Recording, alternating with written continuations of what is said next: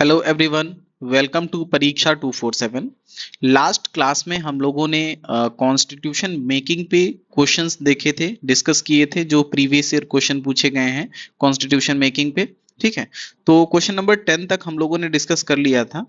इसका जो correct option आपका था वो डॉक्टर राधा कृष्णन था। ठीक है, ये कॉन्स्टिट्यूएंट जो असेंबली थे, ठीक है, उसके इंटरिम गवर्नमेंट के पार्ट नहीं थे। इंटरिम गवर्नमेंट जो 1946 में बनी थी उसके ये पार्ट नहीं थे।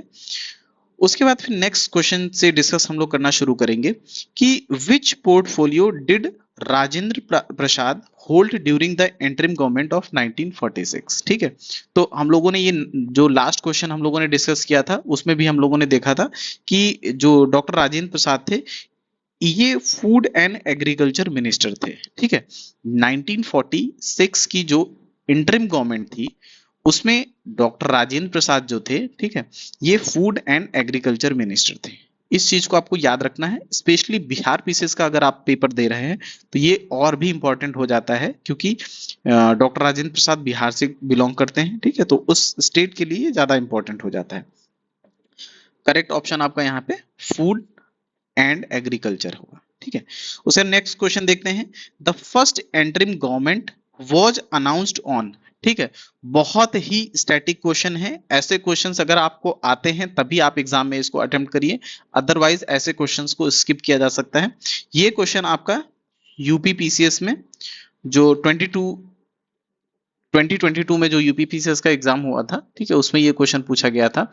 इसमें बेसिकली पूछा गया है कि जो इंटरिम गवर्नमेंट है, ठीक है, 1946 में जो बनी थी उसका डेट पूछा है कि किस पर्टिकुलर डेट को वो इंटरिम गवर्नमेंट बनी थी। ठीक है, ऑप्शन है आपके 24 अगस्त 1946, 25 अगस्त 1946, ठीक है, उसके पहले भी है कि 23 अगस्त, 24 अगस्त, 25 अगस्त, 22 अगस्त। ठीक है, 22 से 25 तक सीधे दे दिया है, इसमें कोई मतलब ऐसा नहीं है कि आप कुछ एलिमिनेट कर पाए।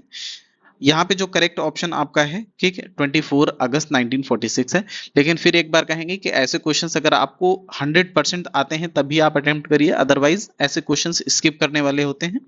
ईगो पे बिल्कुल भी नहीं लेना है, ऐसे क्वेश्चंस को स्किप कर देना है। करेक्ट ऑप्शन आपका 24 अगस्त 1946 है। ठीक है, आप इसको याद कर सकते हैं क्योंकि यूपी पीसीएस में पूछा गया है तो किसी और स्टेट पीसीएस में पूछ सकता है।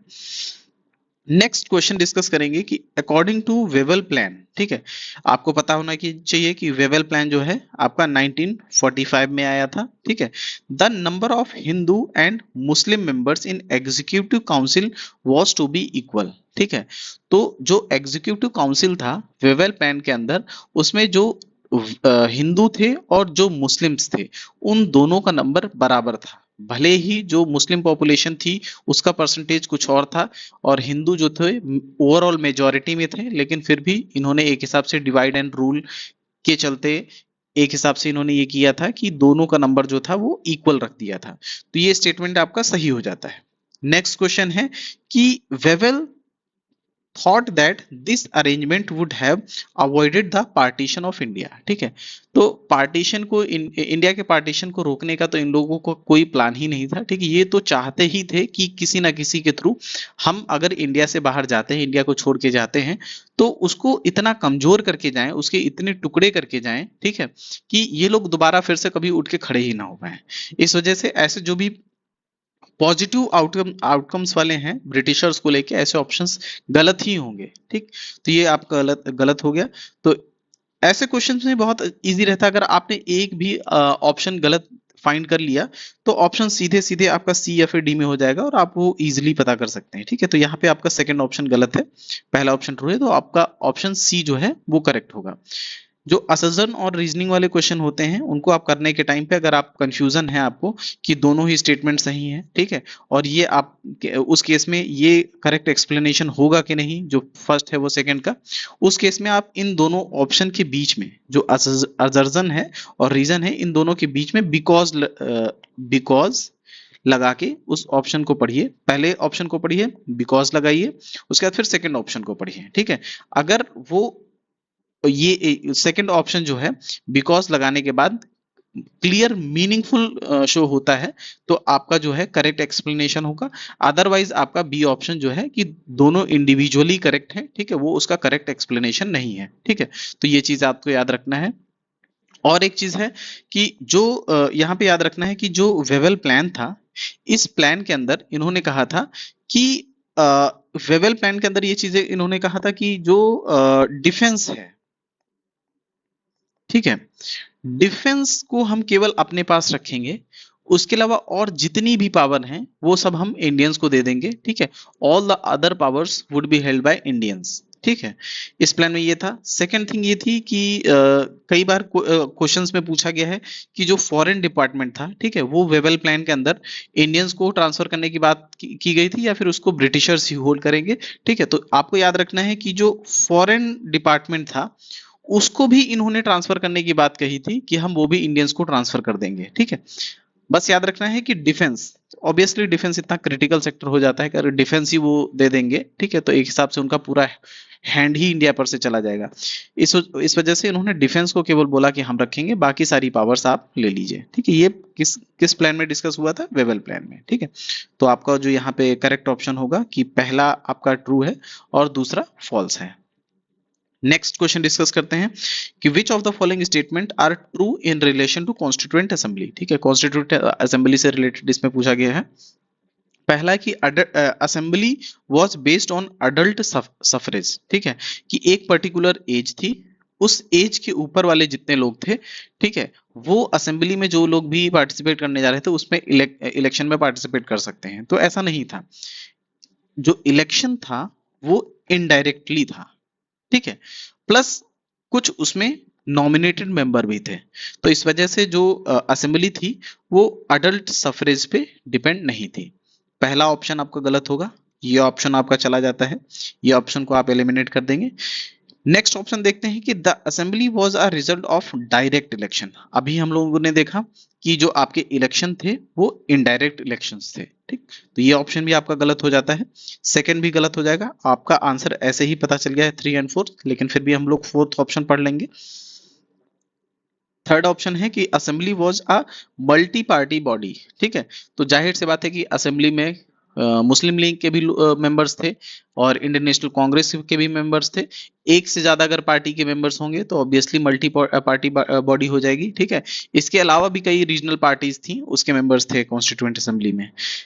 फोर्थ है कि assembly worked through various committees. हाँ, बहुत सारी कमिटीज थी, ठीक है। स्टेयरिंग कमेटी थी, फ्लैग कमेटी थी, फंडामेंटल राइट कमेटी थी, स्टेट्स कमेटी थी, बहुत सारी कमेटीज थी, उनको बहुत सारे लोग हेड कर रहे थे। इस पे भी क्वेश्चन पूछा जा सकता है, आने वाले टॉपिक्स में हम लोग डिस्कस करेंगे, ठीक है। तो आपका जो यहाँ पे करेक्ट ऑप्शन है 3 एंड 4, ठीक है। चलिए नेक्स्ट क्वेश्चन डिस्कस करते हैं कि which of the following statement are regarding to Indian constituent assembly, ठीक है। इंडियन कॉन्स्टिट्यूएंट असेंबली से रिलेटेड यहाँ भी कुछ ऑप्शंस दिए गए हैं। इसमें पहला है कि इंडियन कॉन्स्टिट्यूएंट असेंबली थी वो अडल्ट फ्रेंचाइज पे जो बेस्ड नहीं थी, ठीक है। पिछले वाले क्वेश्चन में ये पूछा गया था अडल्ट फ्रेंचाइज पे, अडल्ट सफरेज पे बेस्ड थी, यहाँ पे बोला गया है कि बेस्ड नहीं थी। तो नहीं थी ये ऑप्शन एकदम सही है, क्योंकि कुछ नॉमिनेटेड थे, कुछ इलेक्टेड थे, इलेक्टेड वाले इनडायरेक्टली इलेक्टेड थे। तो जो एक पर्टिकुलर एज, जैसे आज की डेट में 18 प्लस जितने भी हैं वो सब इलेक्शन में पार्टिसिपेट कर सकते थे, बट कॉन्स्टिट्यूएंट असेंबली में जितने 18 प्लस वाले थे उन्होंने पार्टिसिपेट नहीं किया था। इस वजह से ये अडल्ट फ्रेंचाइज वाली बात यहाँ पे सही नहीं होगी, ठीक है। नेक्स्ट क्वेश्चन है कि it resulted from direct election. ये अभी हम लोगों ने तुरंत अभी डिस्कस किया कि जो कॉन्स्टिट्यूएंट असेंबली थी इसमें जो भी लोग इलेक्टेड होके आए थे, ठीक है, वो इनडायरेक्टली इलेक्टेड थे। तो आपका ऑप्शन बी गलत हो जाता है, बी इसमें है, बी इसमें है और बी इसमें है।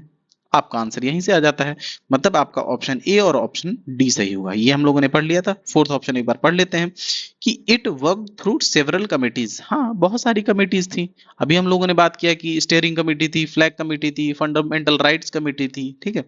उसके बाद it was a multi party. हाँ, पिछले क्वेश्चन में हम लोग डिस्कस किए हैं कि मुस्लिम लीग के लोग थे, ठीक है, उसमें इंडियन नेशनल कांग्रेस के लोग थे, रीजनल पार्टीज थी, ठीक है, इंडिपेंडेंट लोग थे। तो बहुत सारी इसमें पार्टीज थी जिनके यहाँ पे मेंबर थे। इस वजह से आपका सही आंसर यहाँ पे होगा वो answer option A and D right होगा, ठीक है। यहाँ पे आपका correct option A and D होगा। चलिए नेक्स्ट क्वेश्चन देखते हैं कि which among the following is incorrect. यहाँ पे इनकरेक्ट स्टेटमेंट के बारे में दे रहा है, ठीक है। 1 2 3, 4 स्टेटमेंट्स दिए हुए हैं। इसमें इनकरेक्ट क्या है चलिए पढ़ लेते हैं कि इट वर्कड, कॉन्स्टिट्यूएंट असेंबली के बारे में बात कर रहे हैं, it worked with the help of large number of committees. पिछले क्वेश्चन में हम लोगों ने डिस्कस किया है कि हाँ बहुत सारी कमिटीज की थी जिसके थ्रू इन लोगों ने कॉन्स्टिट्यूशन फ्रेम किया था। ठीक है, the most important among them was drafting committee. बिल्कुल सबसे इंपॉर्टेंट ड्राफ्टिंग कमेटी थी। आज भी हम डिस्कस करते हैं एक हिसाब से कि जो कॉन्स्टिट्यूशन है ये बी आर अम्बेडकर ने लिखा है। ठीक है, बी आर अम्बेडकर के साथ साथ उस जो ड्राफ्टिंग कमेटी थी उसमें 6 और मेंबर थे। ठीक है, लेकिन उसको हेड कौन कर रहे थे? अम्बेडकर हेड कर रहे थे उसको। ठीक है, तो आपको यहां से याद रखना है, ये ऑप्शन आपका सही है। नेक्स्ट ऑप्शन है आपका इसमें कि minority committees like Christians, Anglo Indians, Parsi were adequately represented in the assembly. ठीक है, तो उस चीज पे उस टाइम पे देखिए यूनिटी बनी रहे, इस चीज पे भी ध्यान दिया गया था कि किसी भी तरीके का कम्युनल टेंशन नहीं होना चाहिए। तो जितनी भी इंडिया में कम्युनिटीज थी, B it Christian, Anglo Indian या फिर पारसी, इन लोगों को प्रॉपर रिप्रेजेंटेशन दिया गया था कॉन्स्टिट्यूएंट असेंबली में। ठीक है, नेक्स्ट है कि it was elected on the basis of adult franchise. ठीक है, तो यूनिवर्सल अडल्ट फ्रेंचाइज ये नहीं, ये चीज गलत है। हम लोगों ने डिस्कस किया कि कुछ लोग उसमें इलेक्टेड थे, इलेक्टेड वाले जो थे इनडायरेक्टली इलेक्टेड थे, कुछ लोग नॉमिनेटेड थे, नॉमिनेटेड वालों को जो प्रिंसली स्टेट्स थे, ठीक है, वहां के जो राजा लोग थे, वहां के जो किंग थे, रूलर थे, उन्होंने अपने बेसिस पे किसी को वहां पे नॉमिनेट कर दिया गया था जो डायरेक्टली आके कॉन्स्टिट्यूएंट असेंबली में पार्टिसिपेट करता था और कॉन्स्टिट्यूशन मेकिंग में एक हिसाब से कंट्रीब्यूट करता था। ठीक है, तो यहाँ पे जो इनकरेक्ट पूछ रहा है तो करेक्ट ऑप्शन आपका जो हो जाएगा ये सी वाला हो जाएगा। डी ऑप्शन पढ़ लेते हैं कि it's electoral process was based on 6th schedule of act 1935 I am so sorry which allowed for restricted franchise based on tax, property and educated qualifications. तो हाँ ये चीज बिल्कुल सही है कि इसमें वोट देना उसी को अलाउड था जो पर्टिकुलर एक टैक्स ब्रैकेट में आता था, जिसके पास एक पर्टिकुलर अमाउंट प्रॉपर्टी होती थी या फिर उसके पास एक प्रॉपर एजुकेशन उसने अटेंड किया हुआ होता था। ठीक है, उन्हीं लोगों को वोट करने का अलाउड था। चलिए अभी यहीं तक रखते हैं, वीडियो काफी लॉन्ग हो रही है। इसके आगे के क्वेश्चन आगे वाली वीडियो में हम लोग डिस्कस करेंगे। ठीक है, आपका करेक्ट ऑप्शन जो है वो ऑप्शन सी था। ये रॉन्ग ऑप्शन है एक हिसाब से, यहाँ पे रॉन्ग पूछा गया था। ठीक है, आपको अगर कंटेंट पसंद आ रहा है प्लीज चैनल को सब्सक्राइब कर लीजिए, वीडियो को लाइक कीजिए, वीडियो को अपने फ्रेंड्स के साथ भी शेयर कीजिए एंड डिस्क्रिप्शन में आपको टेलीग्राम का लिंक शेयर किया गया है, आप उस लिंक से जाके टेलीग्राम ग्रुप को ज्वाइन कर लीजिए। वीडियो पे क्वेश्चंस का डिस्कशन करने के बाद इस पीडीएफ को हम वहां पे टेलीग्राम पे शेयर कर देते हैं, तो आप रिवीजन करने के टाइम आप डायरेक्टली उस पीडीएफ से रिवीजन कर सकते हैं। आपको जितनी भी वीडियोस हैं इनको 1.5x पे मिनिमम देखना है, क्योंकि वीडियो को रिकॉर्ड करने के टाइम हम स्क्रीन पे लिखते हैं, उसमें जो टाइम कंज्यूम होता है उसको आपको बचाना है। वीडियो को एटलीस्ट 1.5x पे देखना है। ठीक है, चलिए चैनल को सब्सक्राइब कर लीजिए, ठीक है, और वीडियो को लाइक कर दीजिए। Thank you so much.